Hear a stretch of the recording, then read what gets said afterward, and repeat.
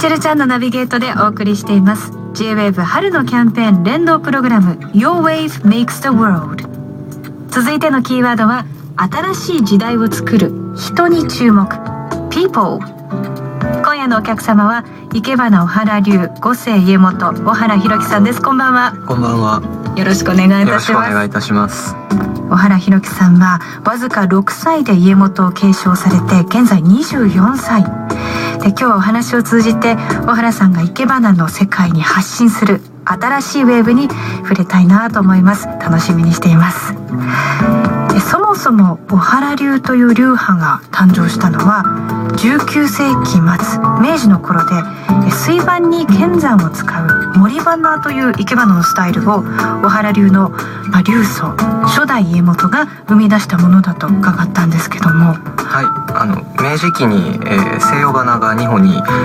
ろいろ入ってきた時に、はい、それまで日本で伝統的に生け花の様式として、生けられていた形ではそういった西洋から新しく入ってきた花材にはなかなか対応しづらいということで、そういったものも、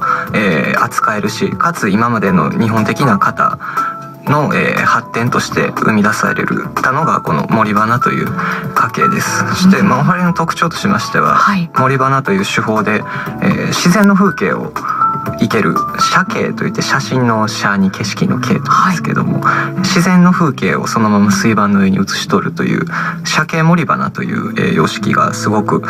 小原流らしい、特徴の一つですね。ですからよく展覧会なんかで、はい、いらっしゃってくれたお客さんが小原さんとこのお花を見るとなんか心が落ち着くわとおっしゃってくださるんですけど、それはおそらく日本の風景を写し取ってるから、皆さんがご覧になられたことがある本当の近い景色にいろいろ作家の思いを、混ぜ合わせたりして、虚実等分と言いまして、本当のところと嘘のところを混ぜ合わせるというんですけど、それが遊び心であったり、先日日本橋高島屋で初めての個展開催されました、はい、当初は去年予定されていたものですけども、はい、震災もあって1年延期しての開催、はい、初めての個展、小原流の先人たちへのリスペクトや未来への思いを込められているように感じたんですけども、はい、後半の作品が新しい試みをされていたと伺いました。私のような生け花の素人の目には分からなかったんですけども、スタッフの方に伺うと、生ける時に枝と枝を交差させるっていうことがまずないと、はい、そうですね。従来ではよくないというふうに言われていたんですけども、先代の頃に交差美という、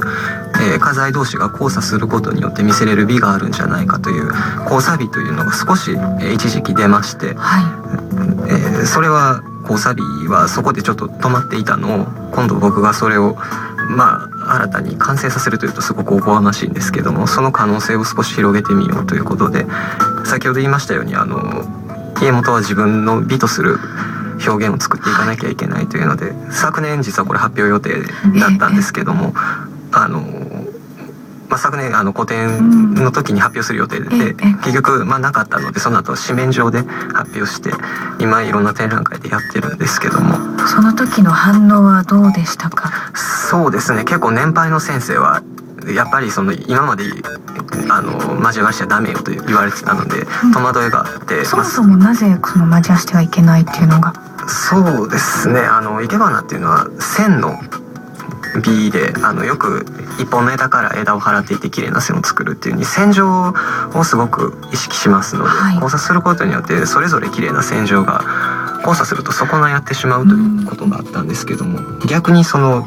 見方を変えて、それは交差をすることによって美しく見せるという概念がもともとないことですから、逆に入り口を180度変えてさせることによって綺麗に見せるにはどうしたらいいんだろうっていうふうな考えからスタートしたので、アプローチが全然違うんですよというふうにいつも説明するんですけど、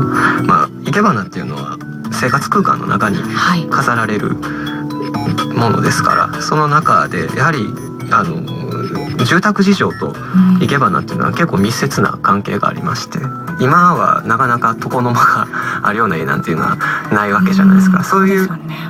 中でじゃあ日本の家屋がどんどん西洋化してきて、それに合わせて生け花もずっと変わってきてはいるんですよね。でやっぱり今生活空間がすごく小さくなってきてる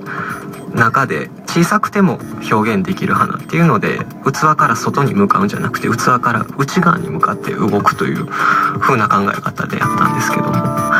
写真集があったらいいなと思うんですが、そうですね古典の作品集は作る予定ではいるんですけども、一般向けには発売はしませんので。そうなんですか。はい、ただもしご興味ありましたらご連絡くださればおそらくできると思います。